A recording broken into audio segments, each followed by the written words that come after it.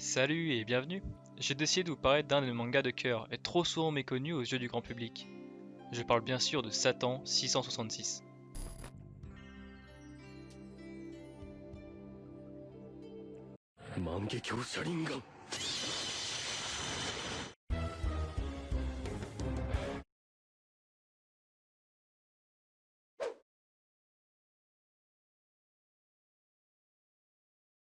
Satan 666, ou Apart Hunter, est un shonen écrit par Seishi Kishimoto, aka le frère jumeau de Masashi Kishimoto, le papa du très célèbre Naruto.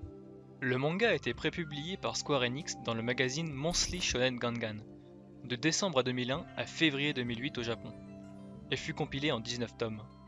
En France, ça a été compilé par Kurokawa de octobre 2005 à janvier 2009. Dans un premier temps, attardons-nous sur l'intrigue principale. Elle nous raconte le conflit entre deux organisations recherchant à prendre le contrôle des Kabbales, structures mythiques pouvant abriter des anges ou des démons. Une arme dévastatrice convoitée par les plus grandes puissances de ce monde. La République de Stea cherchant à rassembler les 10 anges de la Kabbale. Et le syndicat du crime Zenom, désireux de réunir les 10 démons de la Kabbale inversée. La légende nous raconte que celui qui arrivera à remplir une de ces Kabbales aura des pouvoirs incroyables, ainsi que la possibilité de remodeler le monde à sa guise. Les Kabbales ne sont pas le seul outil de puissance. Il existe d'anciennes reliques issues d'une civilisation oubliée, les Opartes. Seule une poignée de guerriers sont aptes à manier ces reliques. Une épée nimbée de flammes ou une arbre magnétique contrôlée à distance sont des exemples parmi tant d'autres. Notre héros principal, Geoffleed, est un garçon OPT, Oparte tacticien. Manie un Oparte en forme de boomerang du nom de Zero Shiki. Rejeté par ses pairs, il décide pour prouver sa valeur et se faire reconnaître par tous, de réaliser son rêve ultime, conquérir le monde. Il décide donc de parcourir ce dernier, accompagné par Ruby Crescens, une célèbre chasseuse d'Oparte, à la recherche de son père porté disparu. Notre protagoniste sera vite recherché par Zenom. En effet, il est sans le savoir l'hôte du démon le plus puissant de la Kabbale inversée, la bête au nombre maudit, 666 Satan. A partir de ce postulat, beaucoup de personnes pensent que Satan 666 est une pâle copie de Naruto, et ce pour deux raisons.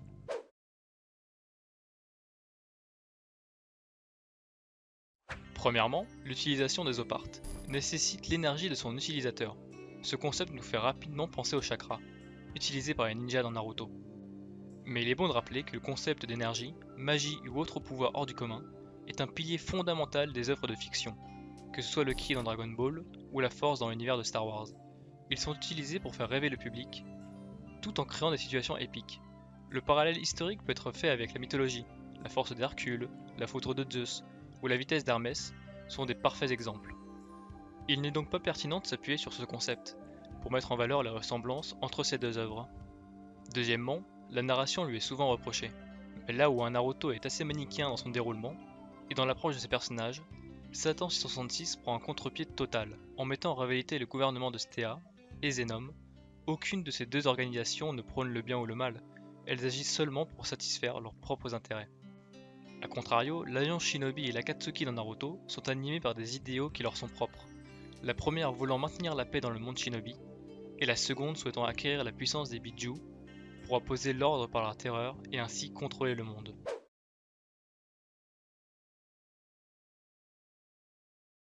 Pour conclure, je dirais que Satan 66 n'est pas qu'une simple copie de Naruto. Seishi Kishimoto a certes les mêmes sources d'inspiration que son frère jumeau, liées à leurs références culturelles et à leur passion commune durant l'enfance, mais elles aboutissent sur des œuvres ayant bien sûr quelques similitudes, mais une vision artistique et scénaristique bien différente.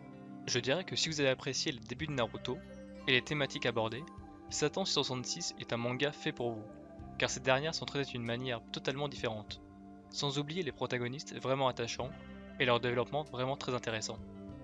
Voilà, merci d'avoir suivi la chronique, en espérant qu'elle vous ait plu.